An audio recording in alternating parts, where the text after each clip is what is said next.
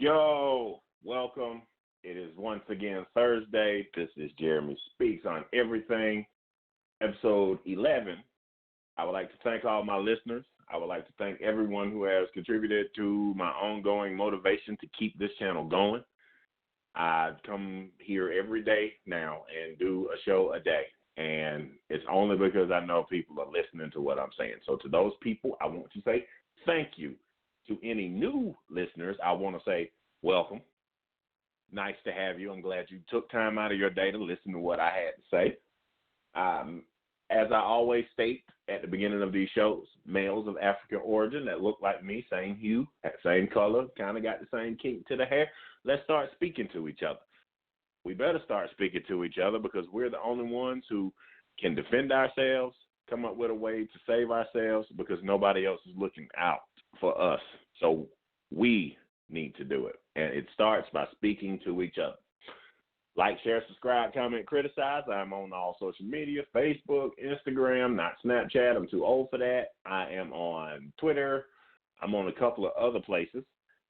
But you can drop by, hit me up in my inbox if you want to call the show one week. And speaking of calling the show, if you ever have a viewpoint that you haven't heard discussed, if you agree or disagree with something that is spoken on, feel free to call in every Thursday at 6:30 p.m. here on Jeremy Speaks on Everything. Now, I would like to, I stated this yesterday, but for some people who may not listen to my shows Monday through Friday, I want to state this again. I will be sharing excerpts from certain shows on different various sites that help me build my following and build my audience. Podbean, Buzzsprout, of course, Blog Talk. Facebook is a really good one, too. Twitter, I'm going to start. Instagram, I'm going to restart. And, of course, you can find all of these episodes of Jeremy Speaks on Everything on my YouTube channel, which is the Negro Sports League. It's a play on words. It's funny. I think it's funny. So, call-in number for anyone who is new or anyone who is an old listener who may want to call in one day, like I keep asking my mother to. That call-in number is 347-994-3320. I want to say that again for any new listeners or anyone who didn't get it. That number is 347-994-3320. Now, yesterday I did my Dynasties on Egypt. That's the series that I'm starting. I did the second episode, which it turned out better than the first. I did post the first episode because I want to post my mistakes as well as my victories. So I did post that. Monday, Wednesdays, and Fridays, I will be doing the ancient dynasties of Egypt because I'm interested in the history of that. So I will be doing that. But every Tuesday and Thursday, I will be doing Jeremy Speaks on Everything. So I want to explain my broadcast scheduling to you.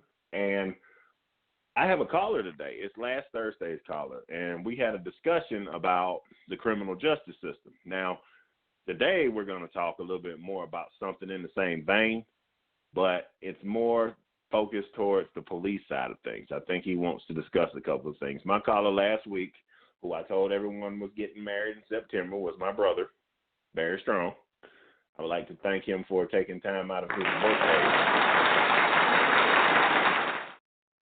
to call in to chit-chat with his brother online about something he is passionate about.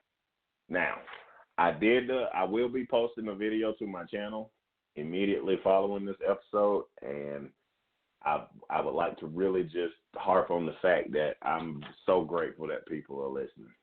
Now, I did do a video that I have dropped, and I want to plug it right quick. It's a video about how the Spanish Inquisition created the myth of race, and it's on my YouTube channel, and you should really check it out because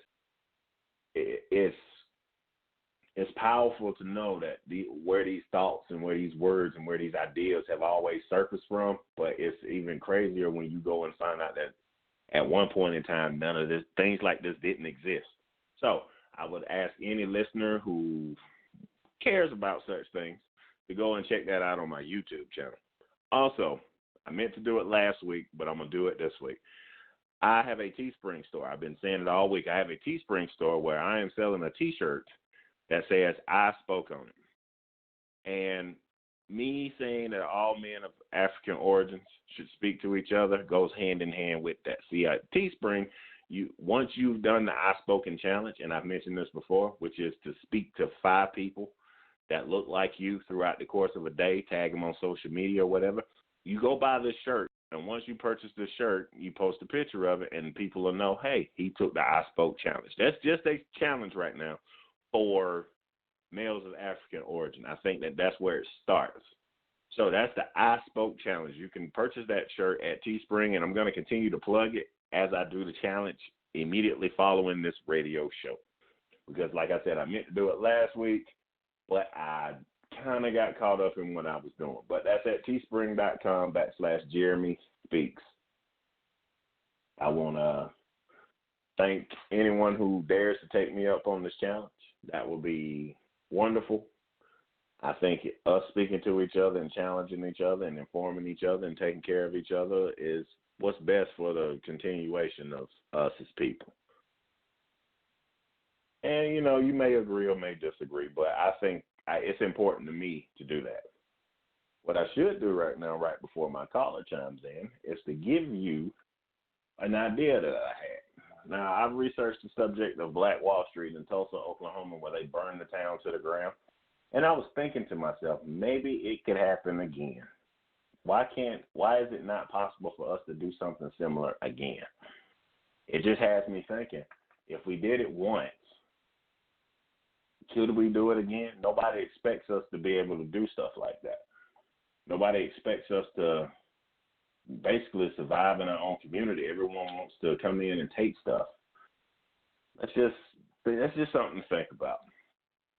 I do have a book that I recommend everyone go to the library and check out. It is called On Tyranny, which is 20 lessons from the 20th century, where it explains how the founding fathers tried to protect us from the tyranny that overcame democracy back in ancient times.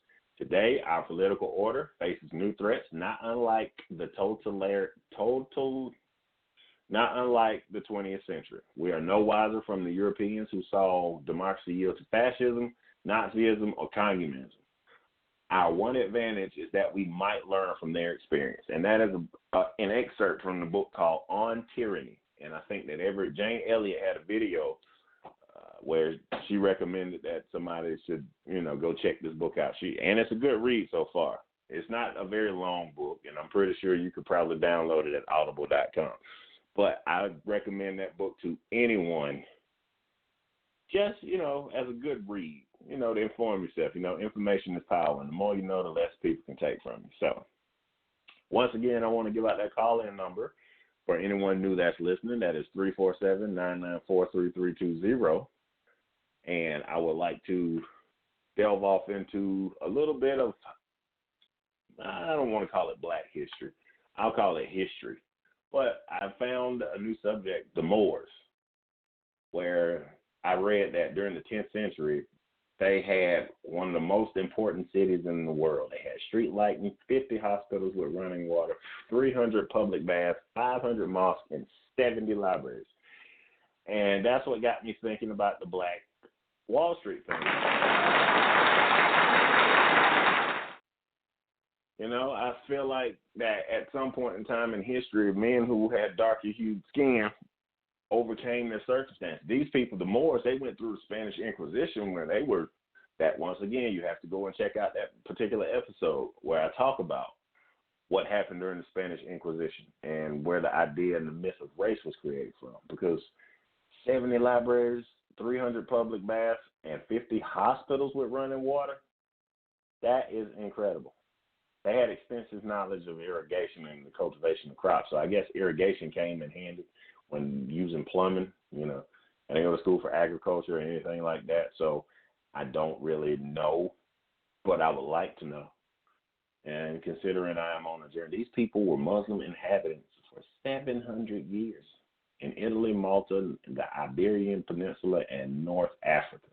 Anyway, just wanted to point that out today. Now, like I stated before, on last week's show, me and my brother, we had a discussion about how he viewed the justice system from the inside out, or the correctional system from the inside out. And I think we're going to probably delve a little bit deeper into that. Ladies and gentlemen, I would like to welcome you all to my brother, speaking once again on Blog Talk Radio with me. I would like for him to come on and say how he's doing. Everybody, this is my brother. Hello, brother. How are you? Hello. I'm doing good. How are you? I'm excellent. Now, for those who may be first-time listeners, kind of give us a real quick background on exactly who you are and what you bring into the table. Well, right now I'm a career firefighter. I'm a career firefighter now. I'm a volunteer where I live, and I used to work in the jail and prison systems. I'm getting married next month for the rest of my life. So.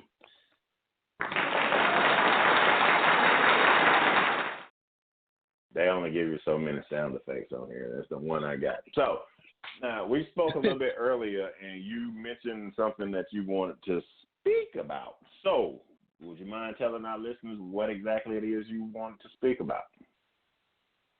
I want to again finish off from last week where I want to see change in the jails and prison systems, and secondly, I want to talk about the generational family that occurs in law enforcement and what is passed down.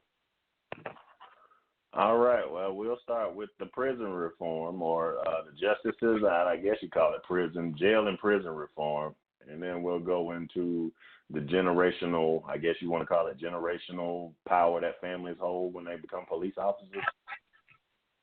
Yeah. We can go. All right. All right. Well, we'll start with jail and prison reform. Now, of course, the justice system needs to be overhauled. Everyone knows that, but the justice system isn't about justice. It's about punishment. So if you were in a position to change something, what exactly is it that you would want to change?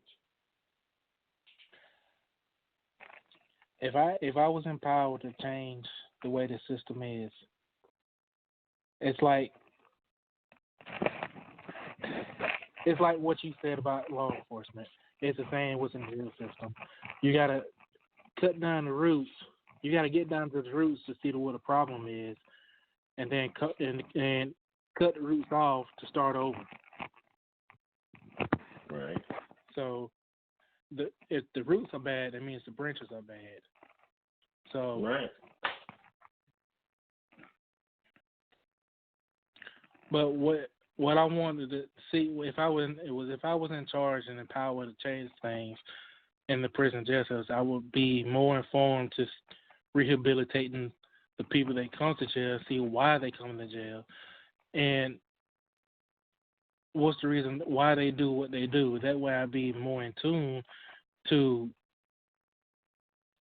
take care of them instead of just sitting them in there and letting them sit in the cell or work 8 hours out the day and come back and sit in the cell and do nothing all day.